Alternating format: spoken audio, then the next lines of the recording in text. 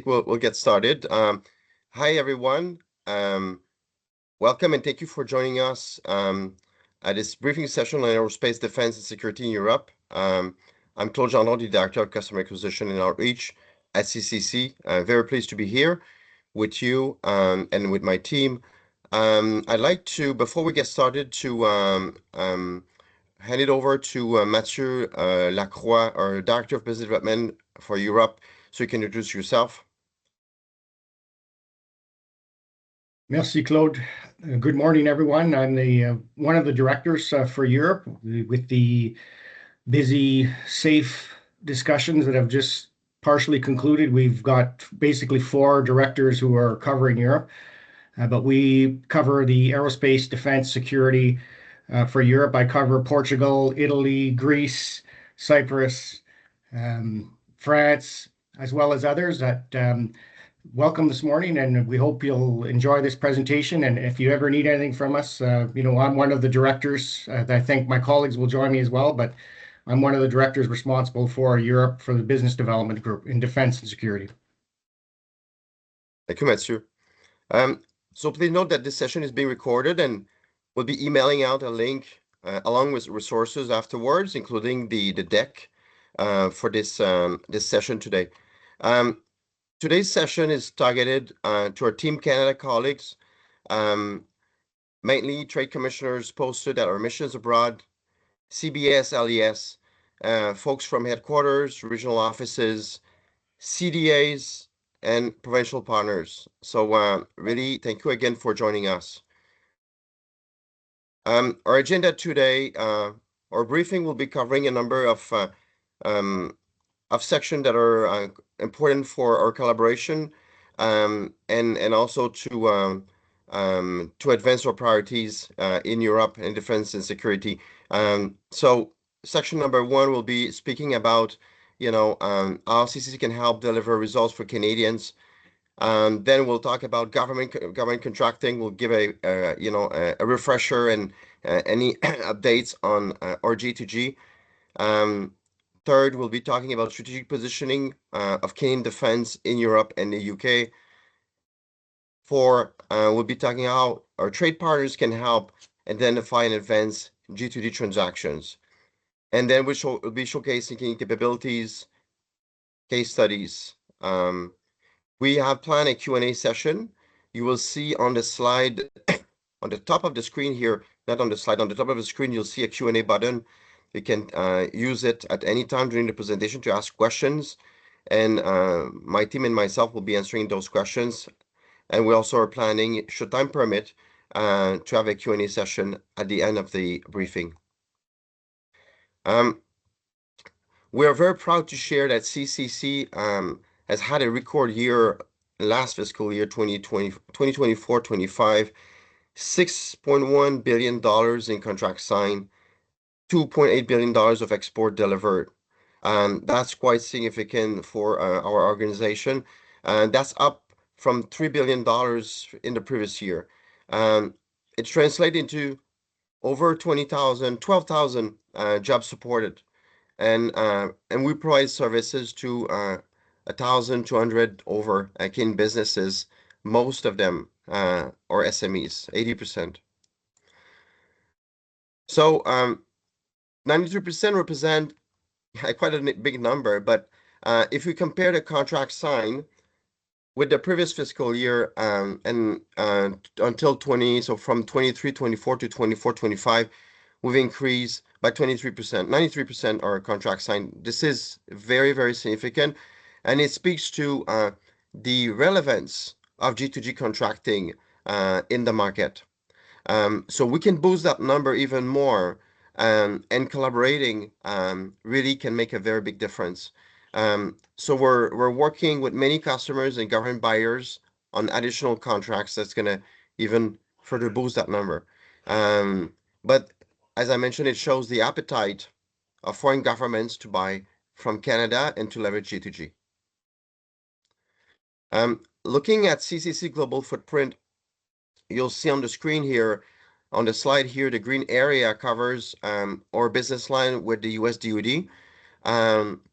and our prime contracting program were funded through parliamentary appropriation to run that business. We support around $1.5 billion contract every year.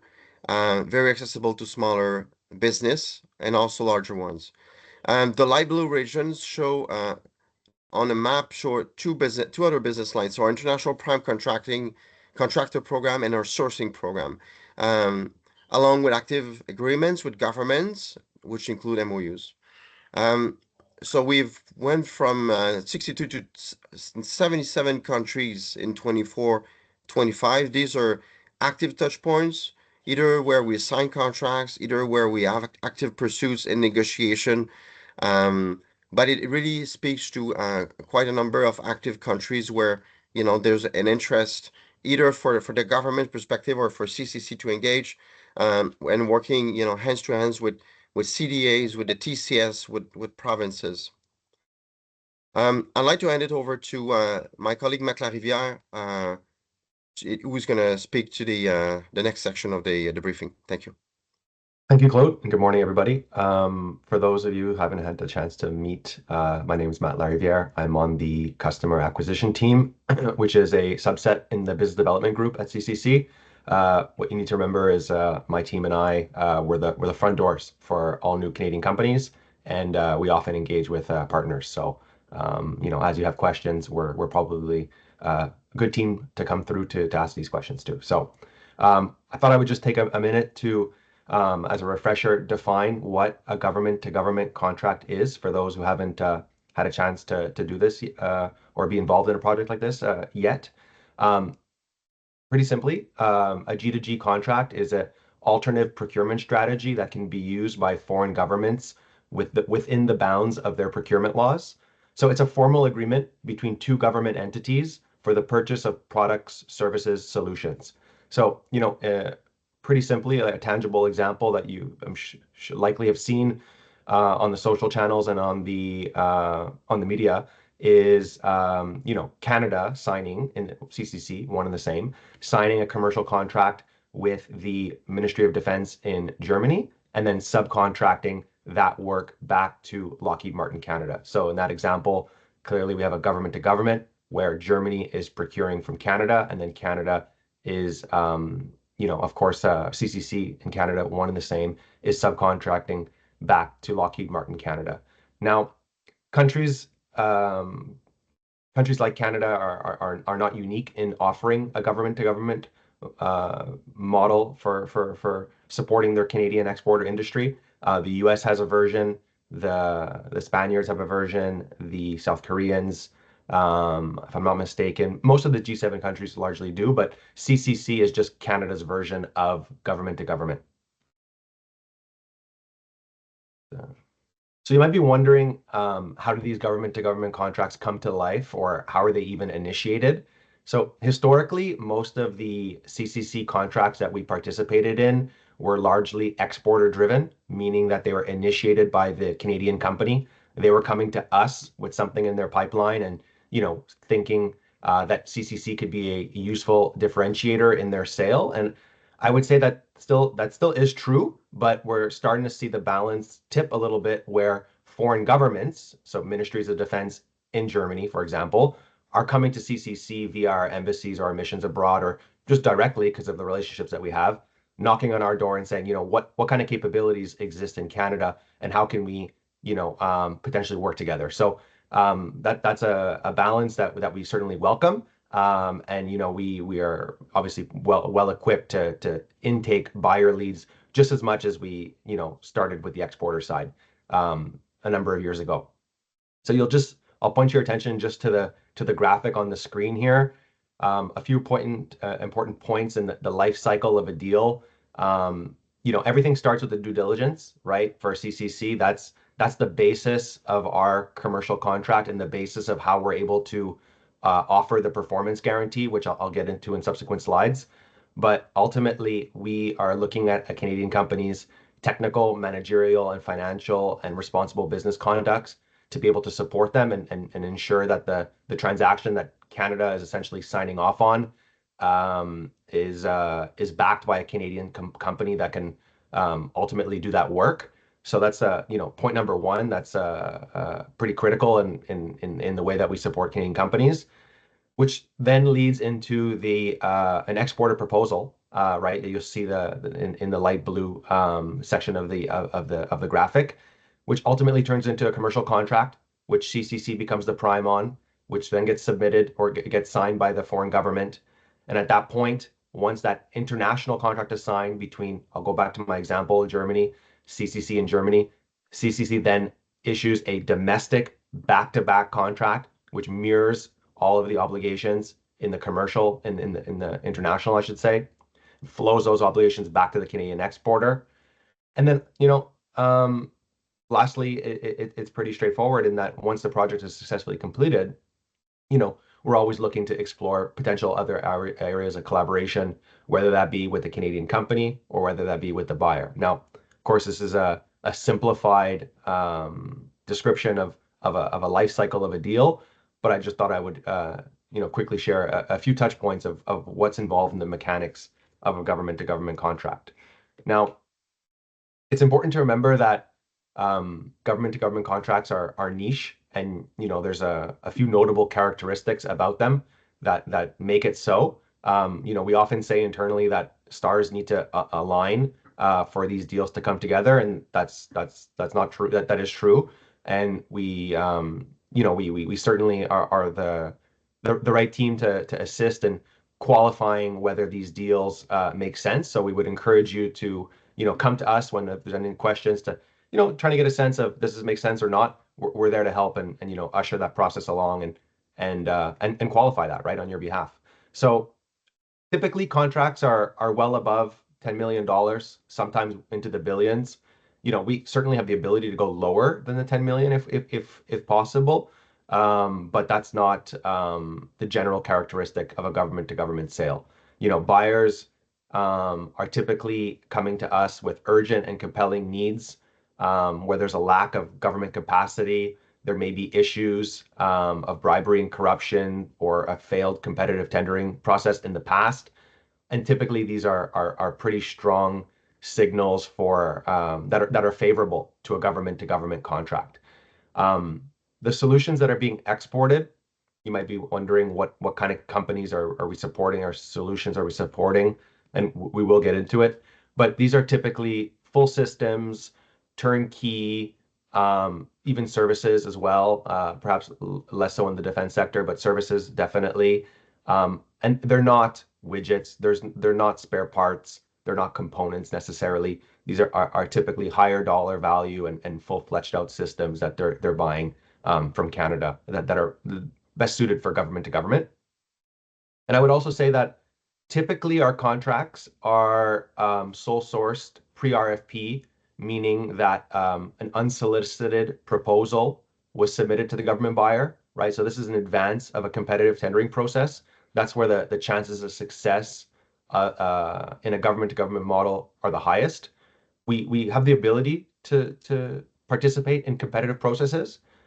We can look at that, but again, if you look at their track record, majority of the time is going to be pre-RFP and CCC submitting an unsolicited proposal to the government customer. Now, the commercial value proposition, and the commercial benefit of a government-to-government arrangement is really twofold, right? There's a series of benefits that benefit the Canadian exporter as well as the government buyer. Now, for the Canadian exporter, the primary benefit is the guarantee of contract performance that they can offer to their customer, the Ministry of Defense and said country. And this is something that they couldn't offer otherwise without CCC, right? There's a government-backed performance guarantee is not something you can buy on the open market, right? It is a pretty differentiated offer. So Canadian companies really gain a lot of credibility from having CCC as part of the mix, and it brings a certain halo effect to the transaction that otherwise wouldn't have been there. So that differentiated government of Canada stamp of approval or endorsing rather their company and the transaction goes a long way in differentiating their offer vis-a-vis their competitors, of course. For the buyer, Obviously, it goes without saying that everything that benefits the buyer ultimately indirectly benefits the exporter in that it makes their proposal a lot more compelling. So, for example, I just referenced the Government of Canada performance guarantee, which de-risks the government's procurement, which is very valuable for the buyer, of course. But like I said, it indirectly benefits the exporter in that they're able to position their offer as de-risked. In scenarios where a competitive procurement or the risk of a failed tender can introduce unacceptable delays or compromise national security, CCC accelerates the contracting process through our government-to-government approach. So, again, for the buyer who may be looking to procure immediately or get to rapid contract without the necessary hurdles that go through a traditional tendering process, the government-to-government option can be very interesting for them, right? So, as a Canadian company, if you can raise the CCC option as a de-risked, quicker way to procure, assuming that they are the preferred Canadian solution, it can be a really neat way to position their offering in certain scenarios. And I would also mention that government-to-government contracts minimize political risk, right? So with CCC as the prime contractor, the government buyers and ultimately the end users that these companies are going to be engaging with can take comfort in the fact that the Government of Canada has a zero tolerance for unethical business practices that put project outcomes at risk. So, we can point to many examples in the past where we credit a lot of the success of the project due to the fact that, end user might have been concerned about bribery and corruption in their host country. And by having Canada and CCC be the prime on the deal, they know that there's a certain standard of ethics and responsible business conduct that's brought to the transaction. I'll just quickly talk about this slide here. So CCC often gets compared to the US FMS, which is Foreign Military Sales. You might have come across this agency in your defense work in the past. And CCC is, it's sort of a Canadian version, but there's obviously some important differences. CCC, unlike the FMS, can support all sectors, right? Today we're talking about defense, security, aero, but we cover. We like to say that we cover everything. Of course, certain sectors bubble up to the top more than others, but we have no limitation on the sectors that we can support. Unlike FMS, CCC doesn't require congressional approval, which causes delays, which can cause delays within the priorities of Congress, right? So getting CCC to participate in a project, depending on the threshold value, largely is within the bounds of our own agency, right? So we're able to get to contract much quicker than an FMS, whereas the congressional approvals are obviously lengthy, right? So for the Canadian company and for the buyer, rapid contract, again, going back to my earlier slide, is important. CCC can be positioned as a much quicker solution. Also, from what we understand, the US FMS typically sells more rigid, pre-developed cradle-to-grave programs, while CCC contracts are bespoke, tailored to the buyer's tailored to the buyer's needs and the Canadian exporter's capabilities. So it's a much more customer-focused solution, we would like to say. So, in other words, CCC is quicker, it's a more bespoke solution, it's nimble, it's cost-effective, and obviously, the capabilities that these two programs, or the companies that these two programs support, are entirely dependent on the industry of that country, right? So, things that are available through FMS may not be available through CCC. That's just because we don't have the same industry as the US, obviously. So, but there are examples where there may be a competitive solution that's available in Canada. And what we've seen in the past and what we obviously try to encourage is where CCC can be positioned as an alternative to US FMS. There's certain circumstances where that happens, and there's perhaps delays with UFMS, we would encourage all of our partners to remind buyers and that CCC can be an interesting alternative, and it's worth checking if if Canadian capabilities exist in that scenario, and maybe and to be quite frank, maybe even FMS will be happy to get that demand off their books. So and they'll be happy to see CCC just take care of the for example, maintenance, repair, and overhaul work. So these are all important differences, and just a few pro tips there that I wanted to mention. I'll pass it over now to my colleague Jonathan, who will just speak about with what you see on the screen here. Hi, everybody. It's great to see many familiar names on the call today. And for those who don't know me, I'm Jonathan McCauley, Senior Export Advisor, and I work obviously with Claude, Matt, and Juliette, who are part of our presenters today. So I'll be speaking to the strategic positioning of Canadian defense in Europe and the UK. So it's important to note that Canada is well positioned to support Europe and the UK with defense solutions that combine reliability, innovation, and value. CCC's expedited contracting and 100% guarantee that we place on the contract performance can be a large piece of the puzzle when it comes to assembling a project. In markets where financing is needed, CCC has flexibility to bring Canadian or international partners.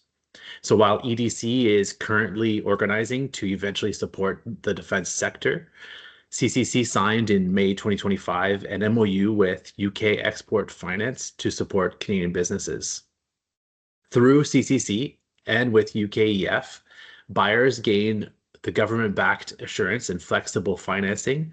We can create a low-risk, high-value path for collaboration and build a partnership that can deliver on operational success. Now, Canadian defense firms have several niche capabilities that can be appealing to European and UK markets. In particular, Canadian capabilities are NATO ready, so they often are already meeting NATO standards. They're interoperable, so they work seamlessly with European technologies, but in particular with US systems, given our border sharing and cross-border multinational firms. They are trusted technologies with expertise in UAVs, early warning systems, electronic warfare, sonar, cybersecurity, and often these technologies are already supplied to many European primes. They're specialized, built for our vast geography and our extreme terrain, and they're cold weather proven, which is quite important in several parts of Europe. And they're cost effective because obviously our businesses have had to adapt to some tough times from a federal budget perspective. And obviously, one pro tip here is take advantage of your defense attaché teams at posts. They often understand what these technologies can do, how they use them in our own forces, and what capabilities might be a better fit for the particular market that you're in. So on this slide, you can see that some subsectors are an easy fit for G2G contracting and how they can compete or complement European counterparts. So it opens up the possibility for some joint projects and some, especially building some local content, which can be an advantage or be more appealing in particular markets. So while CCC has, we have to have a Canadian subprime as our supplier, we could be more flexible in having a lower level of Canadian benefit in order to accommodate some local content or in-country content to build a project that is positioned for the win. And we've bolded here a few European primes. These primes in particular, we know have a Canadian footprint, and some of them have enough Canadian content in them in their Canadian production to actually potentially act as a subprime for CCC or partner with some of our other well-qualified businesses. Now, this is a really important slide, and I want to emphasize this point. Something that we've learned actually through our recent contract that we signed in Germany. And so using the defense procurement exemption, from the EU can position a G2G contract, in particular when there's a unique and specific capability that the buyer wants from Canada. So knowing that they would face delays or challenges from European industry, while they already identified CMS 330 as a specific technology that meets all of their needs, Germany used this specific exemption. So under Article 346, Section 1 of the Treaty on the Functioning of the European Union. And so with this exception, Germany was able to contract on a sole source basis in order to acquire this specifically designed technology that's meant to be cost effective and used on ships with a lower amount of personnel to manage varied plug-in technologies that their industry competitors can't provide at the same level. And I mentioned this earlier, but in May 2025, CCC signed an MOU with UK Export Finance to open the doors for more collaboration on joint projects. So with only 20% UK content, Canadian businesses can potentially secure up to 100% financing for buyers in the defense sector. So this model combines the strengths of CCC and UK Export Finance to make procurement easier and lower risk for buyers. So in this case, CCC signs a G2G contract backed by Canada's performance guarantee, ensuring delivery and accountability. UKEF then provides financing options, buyer credit, loan guarantees, or direct lending, along with repayment guarantees. So this means that the buyers get secure contracts, competitive financing, and confidence in execution, while Canadian exporters and UK suppliers collaborate seamlessly. Defense exports are excluded from OECD rules, which gives UKEF the flexibility to offer better financing terms for strategic projects. This can include financing up to 100% of the contract value, stronger support for local content, extended repayment periods beyond standard terms, and customized repayment profiles. So for buyers, it's more attractive in terms of financing options and provides greater flexibility for deals that meet operational and budget needs. I will now pass it over to my colleague, Juliette. Great. Thank you, Jonathan, for sharing those great points. For those who haven't met me yet, I'm Juliette, export advisor at CCC, and I've been here for a year now, and really looking forward to walking you through my part of the presentation today. We're going to take a look at a sample of CCC exporter customers doing business, defense business in Europe. So our customers range largely from medium businesses to large multinationals that have turnkey capabilities. So if you see any of these large key businesses that are engaging you on a government contract, it's good to check in with CCC to see if we can be leveraged to enhance their proposition. Usually to qualify for our International Prime Contractor Program, a business must have a fully developed solution already sold to a foreign government or a government as well. The government buyer has usually demonstrated an interest to procure the capability or has chosen the business directly as a supplier. We also look for businesses with the financial capacity to manage risk, ideally with annual revenues that are 3 to 4 times the size of the contract. The opportunity is ideally large, which tends to be a better fit for CCC's value add. And though note that our threshold is $1 million, where we often take on smaller projects that can lead to larger ones, such as feasibility studies. So now we've picked 3 case studies that provide a good flavor of our typical transaction, and they're focused in Europe. So Jonathan can speak on this one.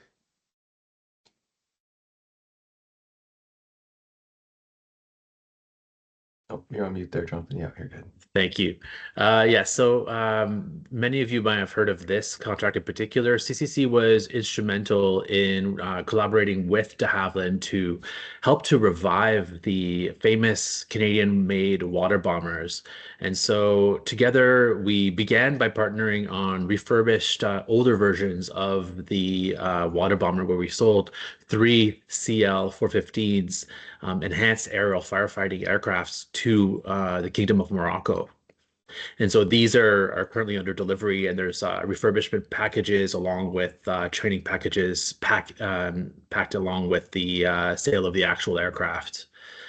And more recently, we signed an umbrella contract with the European Union's Civil Protection Mechanism called RESC-EU, with with 6 member state countries for 22 de Havilland 515 aircraft. So these are the newer versions, and so these are currently under production for eventual delivery.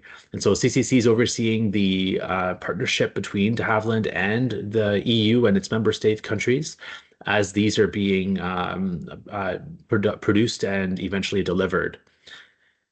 So we've actually filled up de Havilland's pipeline of production for the next until 2030 at this point, and eventually we're going to hope to unlock more spots, but this is quite an in-demand product. Juliette? Yes, another example is multiple G2G contracts with the Montenegro Air Force. So back in 2018, the government of Montenegro contracted with CCC for 3 Bell helicopters to bolster its defenses. And then in 2020, the Montenegro Air Force signed another contract with CCC for 2 Bell 505 Jet Ranger X trainer aircrafts. We then signed an MOU in 2022 to enshrine the CCC Montenegro MOD G2G relationship. And then this year in 2025, we signed another contract. So with the MOD for an MRO contract with Bell helicopters again. This showcases a great story of a repeat customer that has seen the benefit of contracting with CCC and the quality projects and services for Bell Trexton.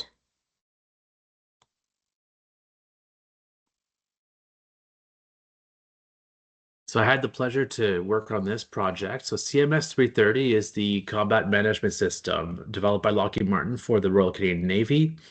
So after an initial engagement with D&D, Germany approached CCC to establish a government-to-government contract, or program actually, to modernize and standardize its entire naval fleet with CMS 330. This initiative is designed to span more than 25 years. And so we recently, you might have seen this in our announcements, but we recently signed an umbrella contract that will include multiple work packages under it that were delivered over this period of time, expected to reach over $1 billion. So beyond the contractual framework, this project strengthens nation-to-nation ties with Germany and throughout NATO, and deepens the Navy-to-Navy collaboration, which is one of the key points that Germany wanted within this government-to-government arrangement. This technology in particular, CMS 330, is compatible with NATO technologies that can plug into it, including a particular in-demand system from the US that Germany's going to plan to include in their eventual contracts. Matt. Yeah, thanks so much. So in this section, I just want to mention a few important points with respect to how the audience, of course, yourself today, the trade partners, can participate and help advance some of CCC's success in Europe. Now, it's important to note that this is particularly true for CCC in that we're a small team, right? Like, I mean, think we're about 120 people, 25 or so of which are in the business development world of things that are involved in these type of projects at the upstart of it. So we typically, or we will rely on our partners, such as yourselves, to help advance the deal in many different ways along the life cycle. So, we often say internally, as a bit of a running joke, but the Trade Commissioner service in the region is our extended sales force, right? And same with the Canadian Defense Attachés. They are boots on the ground when we're largely based in Canada for the most part. Actually, we all are based in Canada. So um, the point that I just want to just highlight here is that we're a small team and we work very, very closely with partners, and we really rely on you. And a lot of the success that we've had in the past is credit to partners, and some of the success that we'll have in the future, I can certainly say will be associated with your intake, with your input and collaboration. Now, I thought I would just share a few examples of ways that we can collaborate, just so it's top of mind. Certainly others, but these are just a few that have happened in the last little while. And it really can happen in several stages. Everything from raising awareness during your outcalls with Canadian companies to validating the sales leads with government buyers in country to facilitating contract signings, right, or MOU signings when we're not in country and you're representing CCC. And there's a few other tangible ways. I can think of referring Canadian companies or government buyers to have conversations with us, or include us in joint calls, sharing market intelligence on potential G2G opportunities, even conveying key messages and raise the G2G option in your discussions with government representatives abroad. You can advise CCC on local procurement laws and practices, or things that may have changed or evolved that you think would be worthwhile for us to know. As you're perhaps made aware of delegations from your country traveling to Canada, either for CANSEC or for bilateral meetings, we would welcome knowing that this is happening, so we can potentially be included in the delegation's programming if it makes sense. Um, you know, as you attend events, trade shows that are covering defense aero, and reports are drafted, or flash reports, please consider including CCC if it makes sense. Again, we would welcome the information sharing. And lastly, just an easy, shameless plug that marketing asked me to do is, on our social channels, if you get a chance to amplify any of the contract successes or any of the countries that we highlight on our social media that are active in your region, that can certainly go a long way, especially in today's day and age where a lot of our clientele is online and on these channels. I'll just quickly speak about MOUs as it relates to collaborating with partners. Here we've highlighted a few international or a few European markets where we worked together with our partners to develop MOUs to pave the way for international collaboration and government-to-government contracts. Now, keep in mind that MOUs are not a prerequisite, or they're not required for CCC to sign a G2G contract. Rather, in certain scenarios or certain markets, foreign governments may, or governments in your markets rather, may prefer to have an MOU in advance to set the framework for potential collaboration, and we can do this. Obviously, it also helps, or it's also a mechanism that CCC can use to qualify an opportunity, right? One way to know if the government's serious is whether or not they're, if they have appetite to engage in an MOU. So these are all things that we can do. There's just a few here up on the screen that I'll leave with you, but it's certainly not an exhaustive list. Same can be said about the slide here that you see on the screen. These are just a quick summary to showcase some of the pursuits that our business development team is tracking in Europe. Again, not a list in its entirety, but certainly a good representation of some of the projects that we're tracking. So if you see some of the companies that you're dealing with, or a market that you're covering, and you're not aware of the file, please do get in touch, and our team would be pleased to connect you with the business development representative at CCC covering the file. And again, Team Canada approach is better than not. So I would encourage you to reach out if you see your country here on the screen. And that just brings us to our last section, where Juliette's going to be speaking about Canadian capabilities. Yes, so this year we launched a brand new capabilities guide to showcase Canadian businesses, specifically in the defense and aerospace sectors. So you can actually find the capabilities guide through the QR link here. It's to help promote Canadian solutions globally. It's just a directory of CCC pre-qualified Canadian capabilities available to foreign government buyers.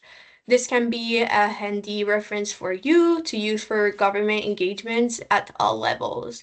So again, I invite you to scan the QR code to download the guide for defense, aerospace, and security. And keep in mind, it's an evergreen document, and we'll keep updating it as we qualify more businesses over time. And if you see a business that could be a great fit in this guide, make sure you contact us. We actually have a referral form that, again, you can scan the QR code and it will bring you to the web page where you can fill out the referral form. So it's an easy form with all the information we need to begin our onboarding process at CCC. So feel free to refer any businesses or government buyer lead to us. I see that we have about 15 minutes left. So Claude, if you can see if there's any questions. Claude, maybe I can read the questions. So we have a few, and feel free to add more in the Q&A tab on the screen. It's much easier for us to just read through them, and then we'll answer them as we can as we go along with time left. So one question from Dan in Ontario is asking if we are in regular contact with our provincial trade representatives placed in the European markets. And so maybe, Claude, you can speak to how we collaborate with the provinces in general. Thank you, Jonathan. And I just want to mention a colleague here on the line has raised his hand to speak. So you may want to look this up after and over the mic to the individual. So we have an engagement plan with province. We do that every year. I did a representation to Quebec's head of mission, representative abroad. That was, I think, a month ago. We have engaged with BC government also recently on a webinar for defense. And Ontario, I believe it was over the summer. We are gearing up for CanSec, in terms of support for domestic trade shows, working hands to hands with DND, Global Affairs Canada, and other colleagues. If you're planning a delegation, if you want to help connect companies that are qualified for CCC, that would be relevant for your market. If you're aware of a buyer delegation, government delegation attending CanSec, really happy. I'll coordinate foreign delegations for CanSec. That's why I'm mentioning this. But in terms of a dual engagement, we're really happy to join briefing sessions, to brief companies if you're preparing a trade mission, or if we want to organize a roundtable with some, companies in your market. If you also believe that some of your team members would benefit engaging with us and exploring, support for companies, we're really happy to do that. We also take referrals, so we receive quite a number of referrals from companies, from partners, from provincial partners, from EDC, from Global Affairs, from D&D colleagues as well. So we welcome that. Thanks. And we can add to that while we're waiting for more questions to be added. CCC has been delivering briefings to provincial colleagues, and we've since started to receive many referrals, actually, that we've began onboarding and preparing not just for Europe, but for our US DoD program, which is quite an interesting program to be briefed on. So so our provincial colleagues that are on this call, if you would like to set up a session with our team, feel free to just send us an email and we can organize something. And any other questions you'd like to ask? So the Q&A is currently quiet a little bit. I see a couple thumbs up. Thank you.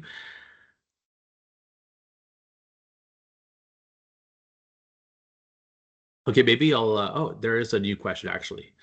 Colonel Lucier, I don't know, Jonathan, you saw questions from Colonel Lucier. Yes, just reading that right now from Romania. So you don't understand the piece about CCC facilitating sole source contracting. This and if Bulgaria wants to buy more strikers from General Dynamics Land Systems through G2G framework, but the law states that above X amount they need to do a competitive bid. At which point would you step in? Only General Dynamics Land System has won the bid. Okay, so very, very easy for us to answer this one. So we prefer sole source contracting, but we can actually do competitive bids as well.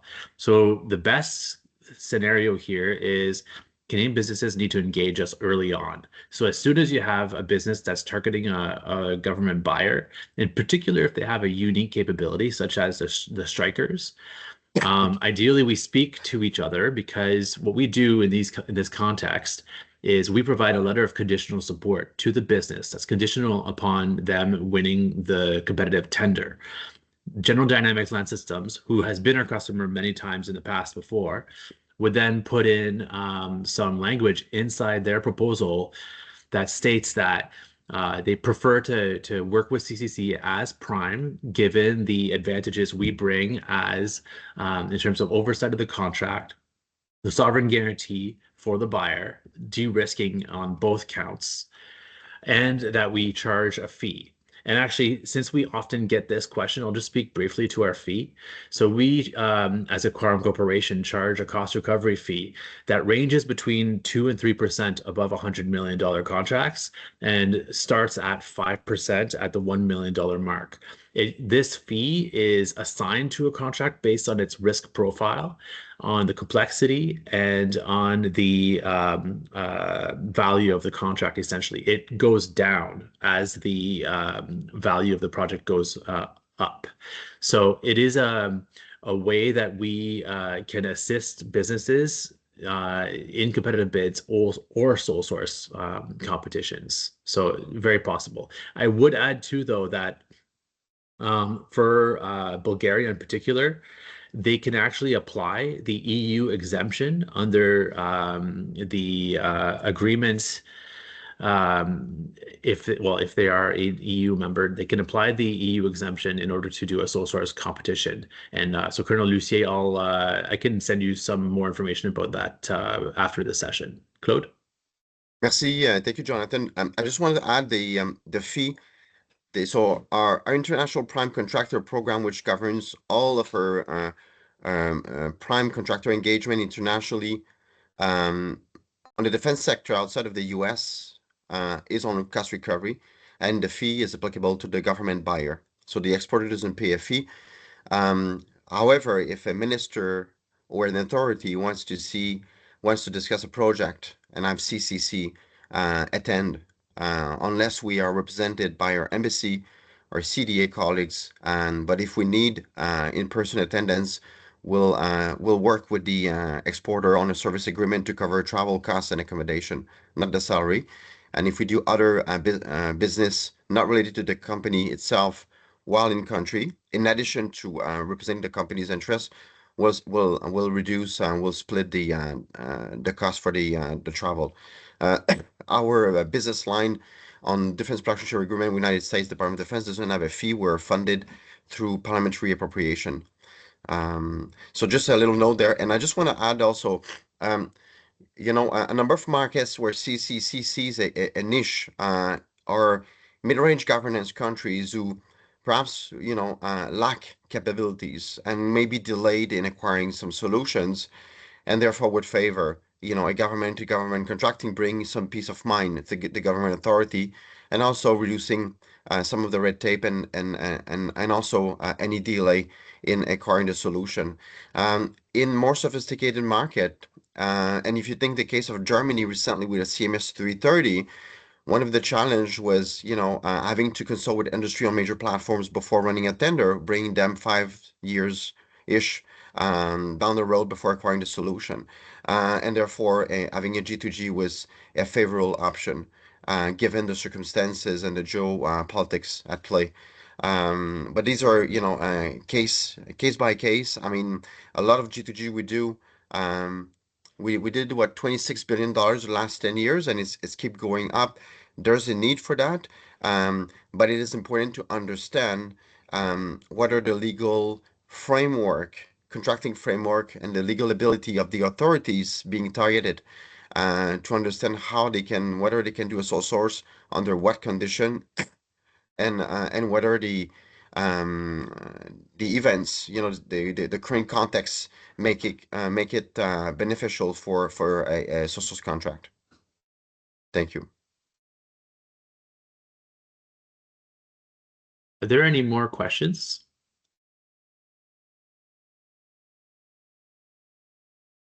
Lord, it looks like that's it for questions. So perhaps you could say a last word. Yeah.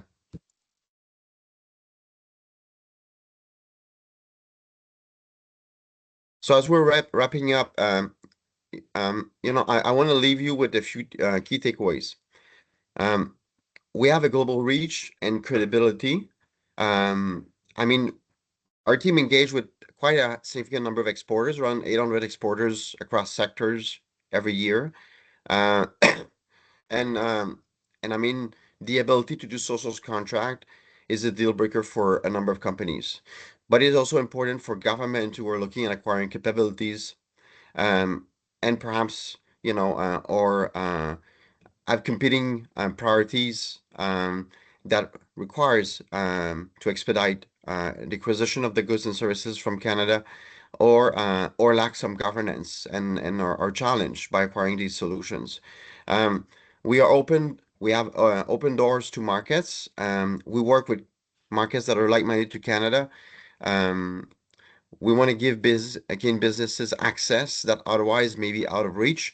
One could think that, a company could still do a tender, a bid on a tender, but it requires cost. It's expensive to bid. You never know when you're going to hear back. It takes a lot of effort. In some markets, very sophisticated, you will hear back. It will take some time. In other markets, you may never hear back. So CCC brings a different tool, an alternative to contracting, but still, it remains very credible and quite efficient for companies. Um, so we can help bring Canadian innovation combined with a G2G framework that allow us to structure a transaction if we are engaged early on with the company. Doesn't mean that we will always be able to be successful, but in most cases, we do have some room to discuss, explore options, and really, test different approach that will be beneficial for the company, and reduce exposure to risk. Um, we all together can make a big difference in our trade diversification approach, and then also in expanding, defense opportunities, or contracts with Europe and other markets. If you think about opportunities, if you're unsure about the requirements for CCC, the best is really pick the phone, send us an email. We are there to engage with you, and assist the best we can. The CMS 330 with Germany was possible because of a collaboration with the Indy, and also a very strong collaboration with our embassy. I mean, there's a Team Canada effort, and it works. Really, it works. It takes time, but it works. Some deals that come to us are fast moving, others are slow moving. And that's the journey of international trade. Really, we cannot predict, but the best is, going through discussion and understanding the needs of the exporter and the government buyer, and trying to identify potential play for this. So thank you again very much for your participation today. We remain available to answer questions. Um, we also are really looking forward to receive any referrals of companies. If you have potential government leads, buyer leads that you like to float to us to explore, or to our BD directors, Clint Cassette, Tony Riz, Mathieu Lacroix, and a new director that will be added. There's also Jeff Rice covering defense security, Middle East and Asia as well. But really don't hesitate. You're more than welcome. Thank you again very much for your attendance today. Thanks, everyone. Thank you.